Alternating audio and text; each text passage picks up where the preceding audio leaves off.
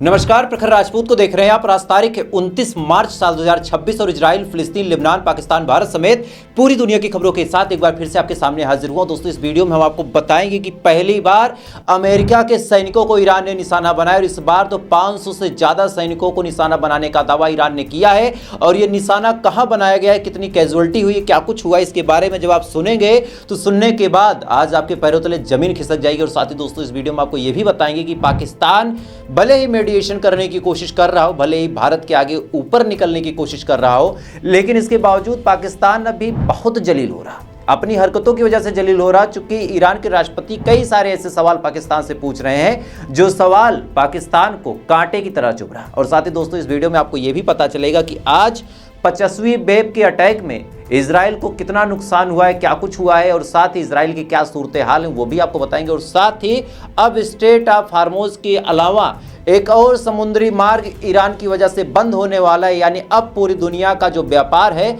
वह व्यापार अब ठप होने वाला। और अब पूरी दुनिया ईरान के हाथ पांव जोड़ेगी कि भैया सीज फायर कर लो, यानी यहां पे ईरान एक बड़ा अपर हैंड लेने वाला है। तो ये कौन सा मार्ग है, इसके बारे में भी हम आपको डिटेल बताएंगे। और साथ ही दोस्तों, आपको इस वीडियो में हम ये भी बताएंगे कि जो हमला ईरान के न्यूक्लियर साइट पे हुआ था, आज उसको लेके बड़ा खुलासा हुआ है कि यह हमला पूरी तरीके से फेल हो गया और ईरान का परमाणु जो रिएक्टर है पूरी तरीके से सेफ है। और ये इजराइल और अमेरिका के लिए एक बुरे तमाचे जैसा है। यानी यकीन मानिए, आज जितनी भी खबरें बताऊंगा वो खबरें बहुत ज़्यादा अहम होने वाली हैं, ईरान के हवाले से भी, इजराइल के हवाले से भी, इंडिया के हवाले से भी, पाकिस्तान के हवाले से भी।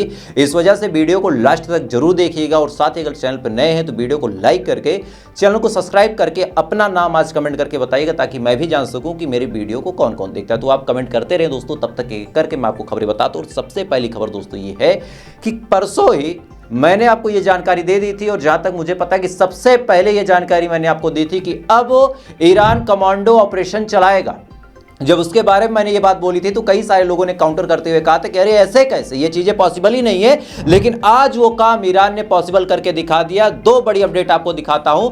सबसे बड़ी अपडेट सऊदी से निकल के सामने आई कि सऊदी के अंदर एक जगह पे बड़ा हमला करके 2 अमेरिकी सैनिकों को मौत के मुंह में ढकेलने का काम ईरान ने किया। और साथ ही 8 ऐसे हैं जो बुरी तरीके से घायल हैं। सबूत आप अपने स्क्रीन पे देख सकते हैं। हालांकि ये खबर मैंने आपको सुबह बताई थी, लेकिन एक बार अभी फिर बता रहा हूं। और इस खबर को जो लोग जान चुके हैं, अब उनके लिए दूसरी खबर, और इस खबर से भी कई गुना बड़ी खबर आप सुनिए। दुबई के अंदर भाई साहब एक होटल में कई सारे अमेरिकी सैनिक छुपे हुए थे। और ये बात मैं अपने मन से नहीं बोल रहा हूं, ये बात IRGC के प्रवक्ता ने ऑफिशियली स्टेटमेंट में बताया है कि दुबई के अंदर एक जगह पे कई सारे, और तादाद बताऊंगा तो आप सन्न रह जाएंगे कि 500 से ज्यादा अमेरिकी सैनिक मौजूद थे। और ये 2 ठिकाने थे जहां पे ये 500 सैनिक मौजूद थे। और आज इस पे ईरान ने बड़ा हमला करके कई सारे अमेरिकी सैनिकों को,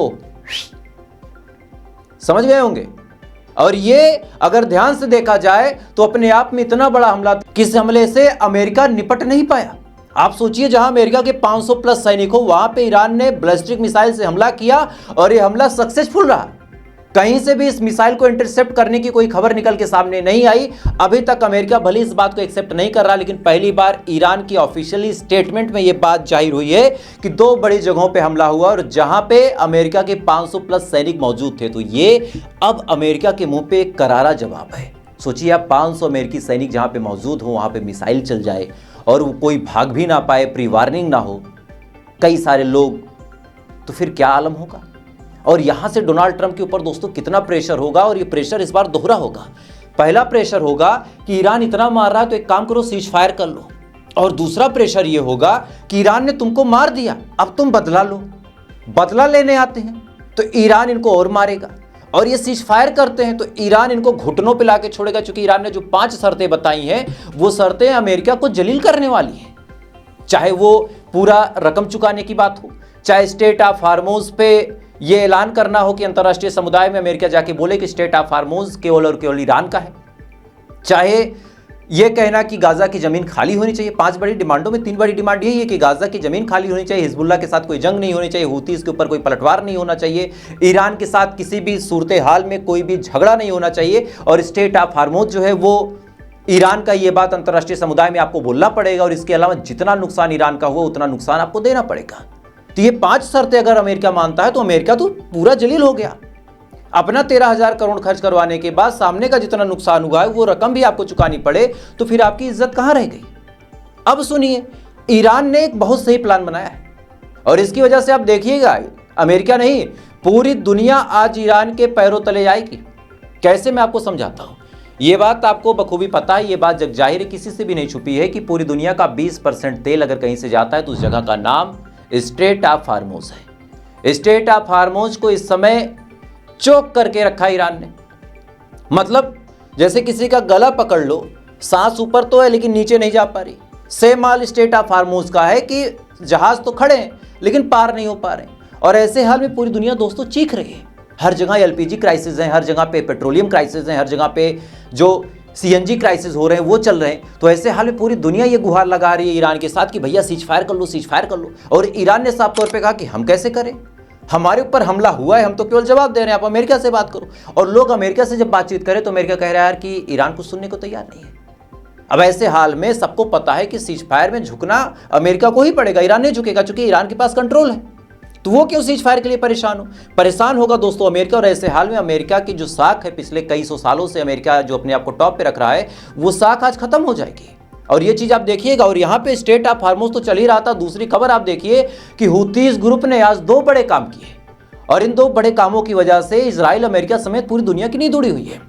सबसे बड़ा काम हुतीज ने क्या किया कि इजराइल के अंदर जो डिमोना शहर है, जहां पे इजराइल का परमाणु रिएक्टर है, आप सोचिए परमाणु power plant, nuclear power plant है, उस न्यूक्लियर पावर प्लांट पे आज हुतीज ने मिसाइल दागी है।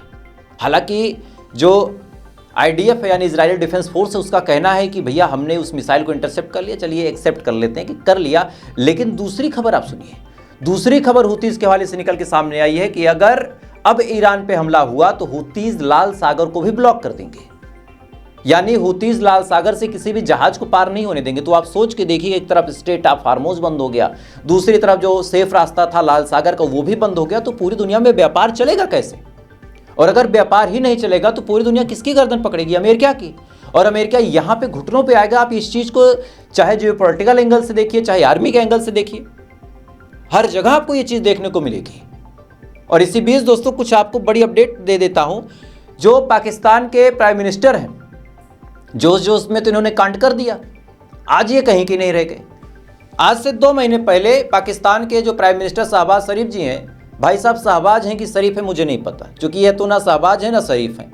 पहले ये जाते हैं, जब भारत पाकिस्तान की जंग हुई थी तो ये अमेरिका का चाटने पहुंचते हैं। और इन्होंने कम से कम 3 बार खुले मंच से 3 बार शहबाज शरीफ ने कहा था कि पूरी दुनिया में नोबेल पीस प्राइज अगर किसी को मिलना चाहिए तो डोनाल्ड ट्रंप को मिलना चाहिए।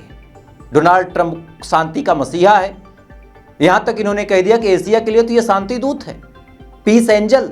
सेम एग्जैक्ट सब था शहबाज शरीफ का कि पीस एंजल है। आज सुनिए, इधर ये कांड इन्होंने किया था कि सऊदी अरब के साथ डिफेंस डील कर ली, और इस समय ये दोनों ईरान के दुश्मन, सऊदी अरब भी, अमेरिका की तो बात ही क्या करना। अब ऐसे हाल में इन्होंने बड़े जोशो खरोश में फोन कर दिया पेजेस्कियन साहब को और कहा कि बाबू सीज फायर कर लो मालिक, हमारे 2-4 जहाज अटके हैं वो छूट जाएंगे, जंग से आपको निजात मिल जाएगी। और ऐसे हाल में बड़ा फायदा ये होगा कि भैया पूरी दुनिया खुल जाएगी, तो हमारा नाम हो जाएगा कि यार देखो पाकिस्तान ने करा दिया, जो काम कोई नहीं कर पाया वो काम पाकिस्तान ने करा दिया। पेजेस्कियन साहब ने जो लताड़ा है आज पाकिस्तान को, वो चीज़ आप समझिए। और ये केवल पेजेस्कियन साहब ने नहीं लताड़ा, आवाम ने क्या कहा वो सुनिए। पेजेस्कियन साहब ने तो मैं जितना कहा कि देखो शांति के लिए सुरक्षा की गारंटी जरूरी है, यानी अगर ईरान हमला ना करे तो उसके लिए ईरान की सुरक्षा की जिम्मेदारी कौन लेगा। और दूसरी बड़ी बात, अब लोगों ने ये सवाल पूछना शुरू किया कि यार तुम ही तो वो थे जो अब तक नॉमिनेट कर रहे थे, तो 2 महीने बाद तुम्हारा मुस्लिम भाईचारा कैसे याद आ गया? गाजा में भी तो ये कत्लेआम कोई करवा रहा था, तो कौन करवा रहा था? ट्रंप ही। तो गाजा के लिए तुम खामोश हो गए थे, और आज चूंकि ईरान ने गला दबा रखा है तुम सबका, तो ऐसे हाल में तुमने सीज फायर करना शुरू कर दिया। आप सोचिए, गाजा की बात आपको बताऊं, थोड़ा सा आपको याद दिला देता हूं, आप थोड़ा सा शायद भूल गए हो। गाजा को इतना मारा गया, गाजा को तबाह किया गया, सबको मार दिया गया। गाजा में 1 लाख से ज़्यादा लोग मारे गए। पूरी दुनिया में कोई शोर क्यों नहीं हुआ? क्योंकि गाजा के पास कुछ था नहीं। गाजा पूरी दुनिया को हिला नहीं सकता था। उसने शांति से अपनी बात रखने की कोशिश की, दुनिया की तरफ देखा आँख उठा के कि कोई तो बचा लो यार, लेकिन कोई नहीं आया। सेम काम ईरान के साथ ही लोग करना चाहते थे, लेकिन ईरान ने कुछ किया या नहीं किया, पूरी दुनिया की सांस की नली दबा दी। आज देखिए पाकिस्तान फोन कर रहा, भारत फोन कर रहा, अमेरिका सीज फायर चाहता है, सऊदी अरब सीज फायर चाहता है। क्यों चाहता है? क्योंकि सबका नुकसान कर दिया ईरान ने। काश ऐसी कोई ताकत गाजा के पास होती तो गाजा इतना बर्बाद ना होता।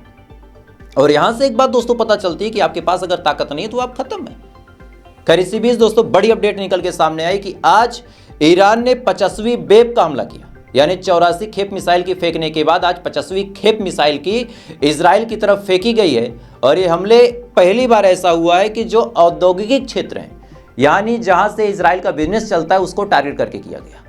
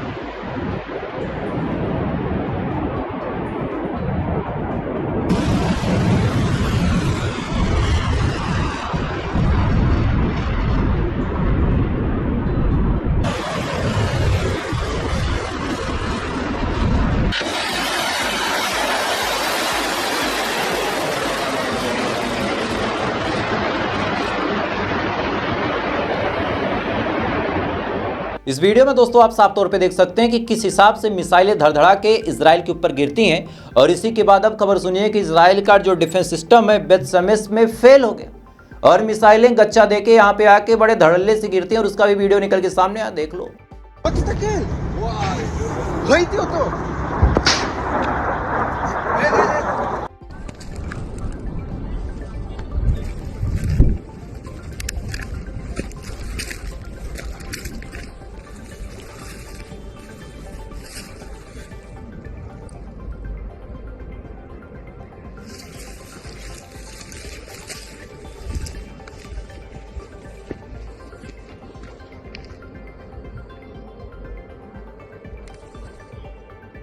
इस वीडियो में आप साफ तौर पे देख सकते हैं कि डिफेंस सिस्टम धरा का धरा रह गया। जो मिसाइल आके गिरनी थी वो मिसाइल आके गिर गई और जितना नुकसान होना था उतना नुकसान हो गया। इजराइल खड़ा खड़ा अय्यो बल्ली करके ताली पीटता रह गया। समझ रहे? अय्यो बल्ली। खैर इसी बीच इजराइल ठोका गया तो क्या बाकी लोग शांत बैठ जाएंगे? कुछ फुदक रहे थे मेढक की तरह। आज कुवैत के एयरपोर्ट पे भी ड्रोन से धड़धड़ा के हमला हुआ और कुवैत के एयरपोर्ट पे जो रडार सिस्टम है उसको खराब कर दिया।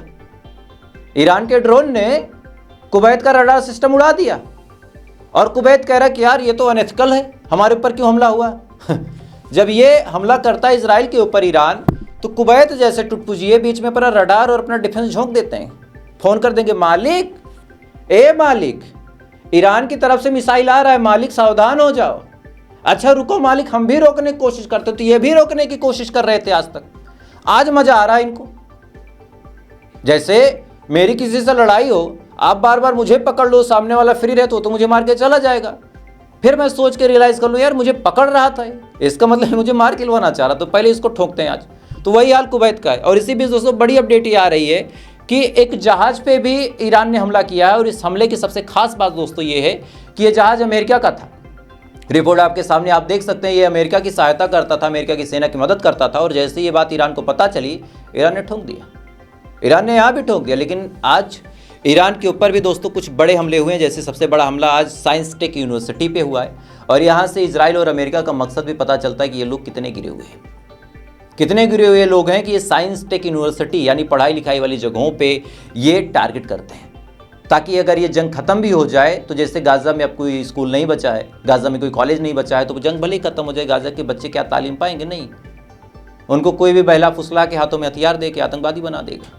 जहाँ तालीम नहीं है वहाँ तो फिर गंवारपन में तो आदमी कुछ भी कर सकता है, कुछ भी कर सकता है। आप पढ़े लिखे नहीं, आपके पास नॉलेज नहीं, आपके पास ज्ञान नहीं है, आप कुछ भी बन सकते हैं। आप मतलब कुछ भी बन सकते हैं। आप कसाई बन सकते हैं, आप आतंकवादी बन सकते हैं, आप चोर बन सकते हैं, आप डकैत बन सकते हैं, समझ रहे, शिक्षा बहुत जरूरी चीज़ है। लेकिन आज सेम चीज़ आपको ईरान में देखने को मिलेगी। वीडियो देखें।